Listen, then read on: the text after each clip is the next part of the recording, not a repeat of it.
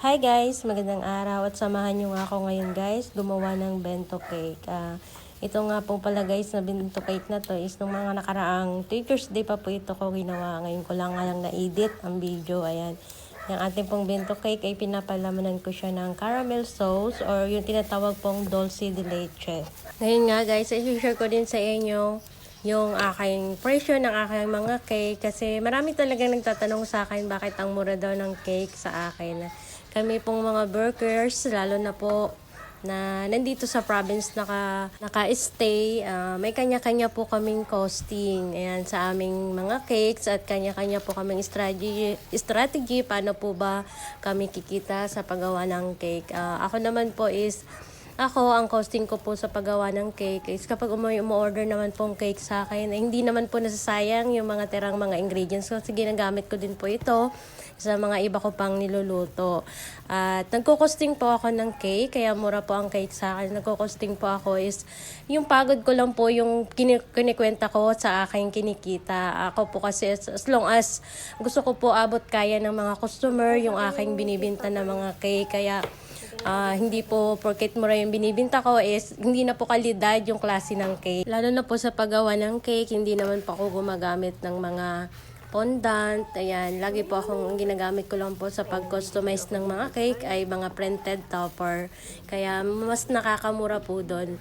Maliban na lang po kapag yung customer po nag-request sa akin na ganito yung gusto niyang design na hindi kakayanin ng budget ko para sa nung costing ko dun sa cake. Nagsasabi ako sa customer na mag-add po ako ng presyo kasi ganun lang po yung kinikita ko naman sa cake, yung pagod ko lang na kapag pumahal yung details ng cake na pinapagawa ng customer, nag-add po talaga ako. Kaya yun po naiintindihan ng customer at sa almost 3 months ko pong pag-bake, sobrang thankful po ako kay God kasi may mga taong ginagamit si Lord para maging blessing po para sa akin at ma-enhance ko po yung kakayanan ko sa pagbe-bake at marami pong natutunan, mga lesson, every order marami tayong natututunan po na medyo sablay minsan na next time mas pagbubutihin natin yung ating ginagawa.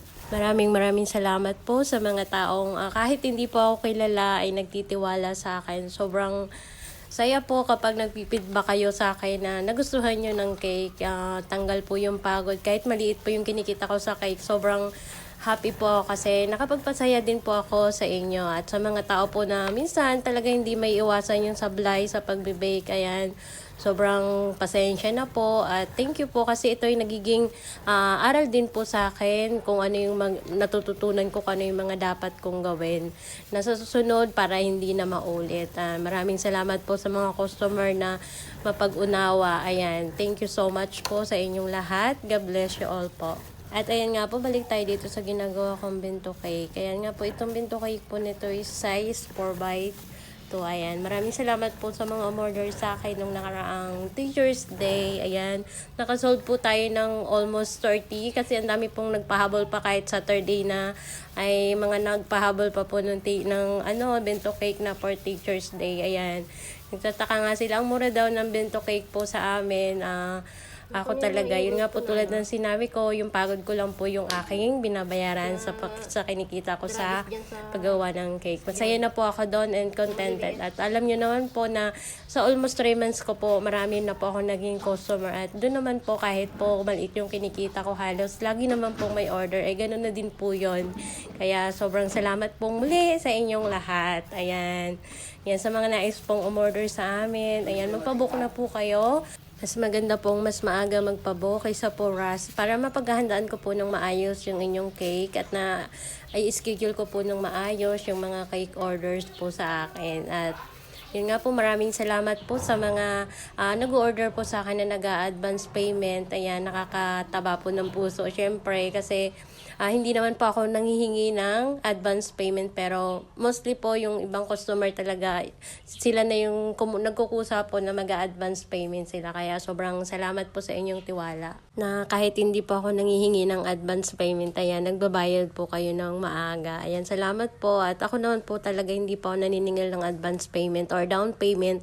Basta ang sinasabi ko lang po is no cancellation. Kasi lalo na po yung mga customized, mas maaga ko pong pinaghahandaan yung mga topper na ilalagay ko para po mas ma-ready ko siya ng maayos pagdating ng paggawa ko po ng mga cakes. Ayan, maraming salamat pong muli and God bless you all po.